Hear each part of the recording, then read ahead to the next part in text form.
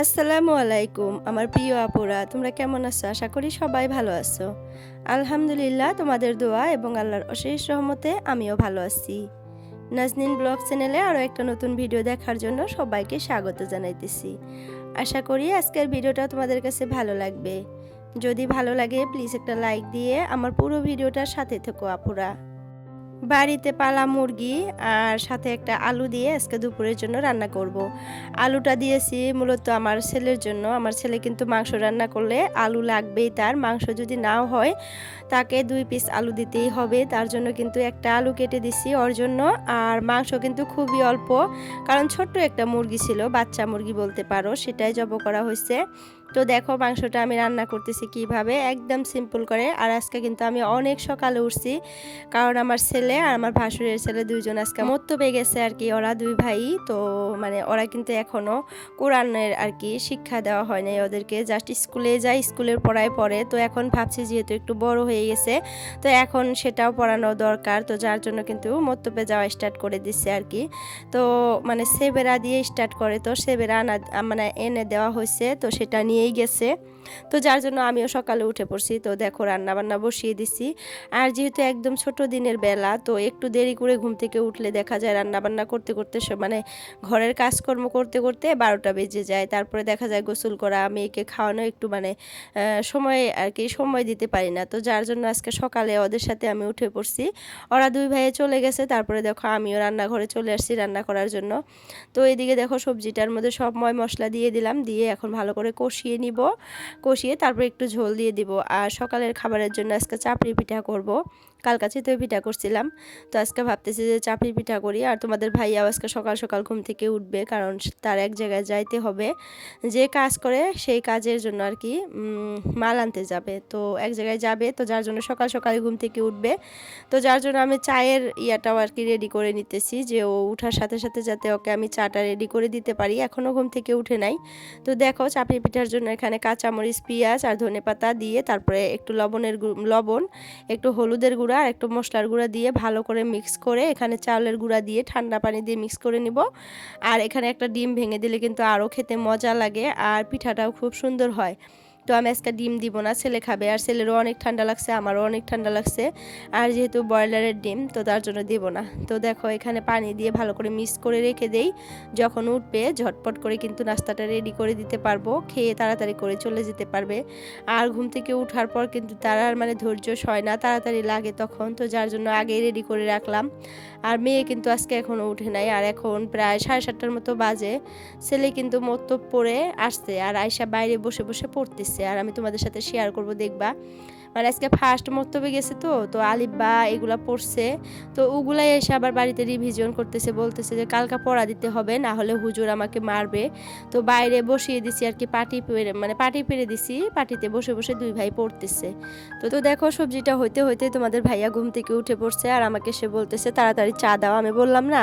তো যার জন্য সবজিটা নাই হইতে মানে এই পাশে তাওয়াটা দিয়ে দিলাম পিঠা ভাজার জন্য, আর ওই পাশে কিন্তু সবজিটা দিয়ে দিছি, একটু আঠালো আঠালো হতে হবে। আর ধনেপাতাও দিয়ে দিছি, একটু গরম মশলাও দিয়ে দিছি, তো একটু আঠা আঠা করে বানাবো। তো দেখো এই পাশে পিঠা দিয়ে দিলাম। চা কিন্তু সকালে আমি করে নিছি, অফ ক্যামেরায় চা করে রাখছি, এখন খালি একটু গরম করে দিব তাড়াতাড়ি করে।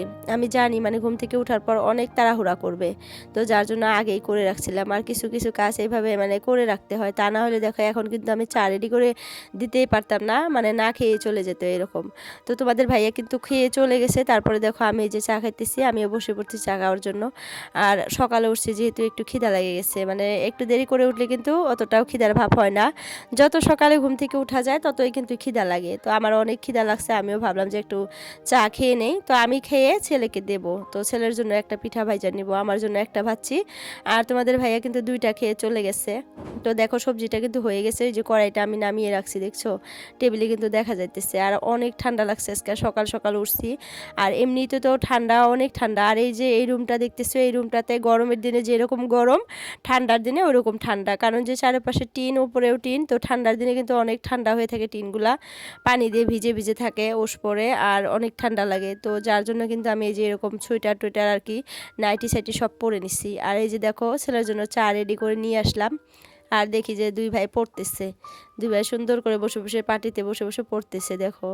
তো আজকে ফার্স্ট গেছে না, মানে একটা ফুর্তি এই পড়াগুলো আর কি, আগে পড়ে নাই যেহেতু, আমি টুকটাক পড়াইছিলাম তারপরে ভুলে গেছে। তো আজকে ফার্স্ট গেছে যে, আর আমরাও কিন্তু ছোটো থাকতে এরকমই ছিলাম, যে জিনিসটা ফার্স্ট ফার্স্ট করছি অনেক ফুর্তি লাগছে, এখনও কিন্তু এরকমই আছি আর কি। যে কোনো জিনিস একটা ফার্স্ট করতে গেলে নার্ভাসও ফিল হয়, আবার একটু মানে ভালো লাগে, ফুর্তি লাগে। তো ওদের ক্ষেত্রেও দেখতেছি সেম অবস্থা হয়ে গেছে। তো দেখো দুজনে কি সুন্দর করে পড়তেছে।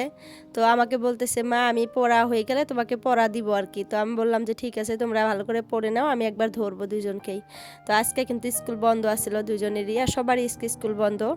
তো যাই হোক, এই মতলব নিয়েও কিন্তু একটা কাহিনী হয়ে গেছে সকালে। তো কি হয়েছে বলো তো, মানে আমাদের এখানে মসজিদ আছে, যে মসজিদে কিন্তু মতলব পড়ায়, তো সেখানেই ফার্স্টে দুইজনকে দিয়ে পাঠাইছিলাম। আমি শুনছিলাম যে ওখানে পড়ায় আর কি, আরও অনেক মানে বাচ্চারা যায়। তো দুই ভাই ওই জায়গাটাতে আগে গেছে, মানে ওই পাশে, আমাদের বাড়ির ওই পাশে দৌড়ে দৌড়ে গেছে, যা দেখে যে মসজিদ একদম বন্ধ, মানে তালা মেরে রাখছে, কোনো মত্তব টত্তব পড়ানো হয় নাই। তারপরে ঘুরে আসছে দুই ভাই, ঘুরে এসে বলতেছে যে মা মত্তব নাই। তারপরে আবার আমাদের বাড়ির এই পাশে আর একটা মত্তব আছে, ওই মত্তবে দৌড়াইতে দৌড়াইতে আবার ওই মত্তবে গিয়ে তারপরে পড়ে আসছে। এই একটা অবস্থা দুই ভাইয়ের। তো দেখো এখানে একটা জিনিস দেখাই তোমাদেরকে, আমার এই খড়ের তলে দেখো একটা মুরগির বাচ্চা, একদম হোয়াইট কালার, দেখছো? এখানে অনেকগুলা চাল দিয়ে রাখছি, কারণ কি বলতো, মুরগির বাচ্চা না হাঁটতে পারে না, কে বা বাড়ি দিয়ে একদম ঠ্যাংটা ভেঙে ফেলছে। মানুষের মন মানসিকতা যে এত খারাপ, আমি কি বলবো আপুরা। বোবা জানোয়ারের সাথে যে মানুষ এরকম অত্যাচার করতে পারে, আসলে এটা অনেক দুঃখজনক।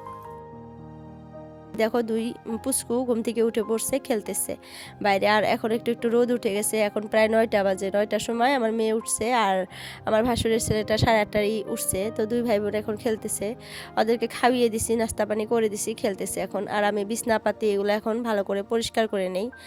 আর সকালে উঠে বিছনাপাতি পরিষ্কার না করলে ভালো লাগে না। আর ঠান্ডার দিনে কিন্তু বিছানার মধ্যে এত কাপড় চোপড়, মানে ব্ল্যাঙ্কেট দিয়ে ভর্তি হয়ে থাকে, দেখতে এমন একটা অবস্থা লাগে কি আর বলবো। তাড়াতাড়ি করে গুছিয়ে নিলে দেখতে ভালো লাগে। 2টা ব্ল্যাঙ্কেট, তারপরে 4-5টা বালিশ, তাহলে মনে করো কি অবস্থা হয়ে থাকে বিছানার। তো তাড়াতাড়ি করে বিছানা থেকে সব কিছু নিয়ে আইসা এই বিছানায় ভালো করে ভাঁজ করে রাখলাম, এখন দেখতে ভালো লাগবে। আর যত মানে অপরিষ্কার দেখা যায় ততই কিন্তু খারাপ লাগে। তো এই যে কাঁথাগুলো দেখতেছে, এই কাঁথাগুলো কিন্তু সারা বিছনা জুড়ে পাড়ছিলাম, কারণ কি বলতো, অনেক ঠান্ডা লাগে। যে চাদরটা পাড়া আছে ওই চাদরটাতে শুইলে না অনেক ঠান্ডা লাগে, তো যার জন্য সবার জায়গাতে একটা করে কাঁথা ফেলে দিছিলাম আমি। তো ওগুলো এখন তুলে ভালো করে ভাঁজ করে রাখলাম। আর এখন এই বিছানাটাও পরিষ্কার করে নেই, ওই বিছানা কিন্তু পরিষ্কার করা একদম কমপ্লিট। আর এই একটা দেখো ভর্তি হয়ে গেছে কাপড় চোপড় দিয়ে, আর ছেলের কিতাবপত্র সব কিছু দিয়ে একটা একদম ভর্তি। তো ঠান্ডার দিনে কিন্তু এর একটা অতটাও ভর্তি হয় না, একদম মানে হালকা হয়ে যায়। যে কাপড়গুলো যে দেখো, এগুলো সব আমি আর কি এই যে পালঙের ভিতরে রেখে দেই। তো ঠান্ডার দিনে তো অনেক কাপড় চোপড় থাকে, তাই না, বাইরে। গরমের দিনে আর কি কাপড় চোপড় একদম কম লাগে, কিন্তু ঠান্ডার দিনে কাপড় চোপড়টা একটু বেশি লাগে। আর ধুইতেও কিন্তু কাপড় চোপড় প্রত্যেক দিন বেশি হয়, কারণ ঠান্ডা যেহেতু অনেক কাপড়ই পরতে লাগে। আজকে একটু সকালে ঘুম থেকে উঠছি, তাই সব কাজ সকালেই হয়ে গেছে।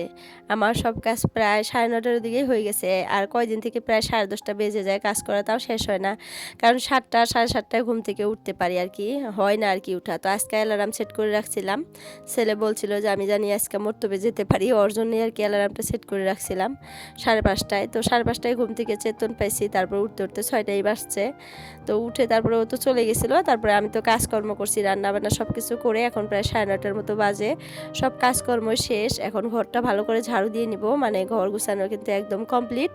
আর কিচেনে কিন্তু অনেকগুলা বাসনই আছে, বাসনগুলো লাস্টে ধুবো। মানে এত সকাল সকাল কিন্তু পানি লাড়তে একদম ইচ্ছা করে না, অনেক ঠান্ডা লাগে। তো ভাবছি যে সব কাজকর্ম শেষ করে তারপরে আমি বাসনগুলো ধুবো। আর বেসিন বোঝাই বাসন, অনেকগুলা বাসন হয়েছে। সকালে চা খাওয়ার পর রান্না বান্নার পরে কিন্তু অনেকগুলা বাসনই হয়ে যায়, যেহেতু আমি একবারে ধুই। আর ঠান্ডার দিনে একবারে ধুই, গরমের দিনে তো পানি লাড়তে অনেক ভালো লাগে, মনে হয় বারবার করে পানি লাড়ি, কিন্তু ঠান্ডার দিনে তো পানি দেখলে ভয় লাগে। তো তার জন্য কিন্তু মানে বাসনগুলো রেখে দিছি, আর কালকাও ওইরকম করছিলাম।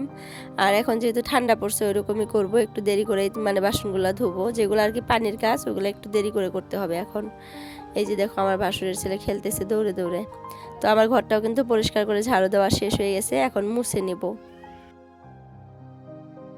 তো আমি কয়দিন থেকে কিন্তু আপুদের কমেন্ট পড়তেই পারি না, তো মোবাইলটা আমার মেয়ের কাছে রেখে আসি, যে আজকে ভাবছি যে কয়েকটা কমেন্ট পড়বো।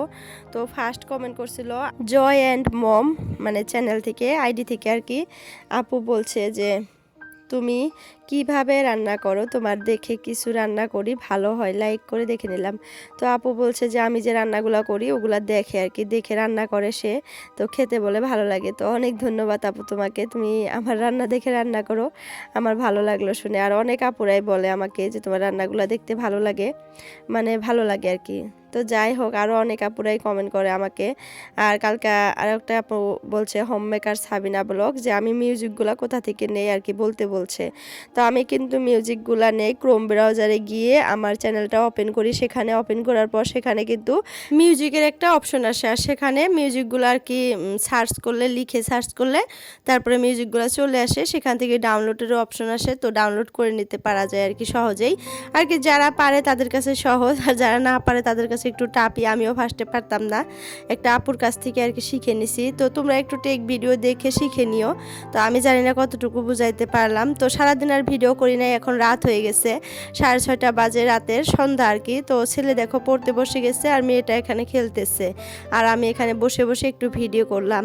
মেয়েটাকে সন্ধ্যাবেলা এভাবে আর কি খেলার জিনিসগুলো দেয়, সে বসে বসে খেলে, আর ওদিকে ছেলে পড়ে, আর আমি ভিডিও এডিট করি বসে বসে। তো আজকে একটু ভিডিও শর্ট হয়ে গেছিলো, তো যার জন্য ভাবলাম যে সন্ধ্যাবেলা একটু ভিডিও করে নেই। আর আমরা কিন্তু সন্ধ্যার চাটা খেয়ে নিছি, তখন আর ভিডিও করার কথা মনে ছিল না। তো যাই হোক, আজকের জন্য এতটুকুই। সবার সুস্বাস্থ্য কামনা করে বিদায় নিলাম। আল্লাহ হাফিজ।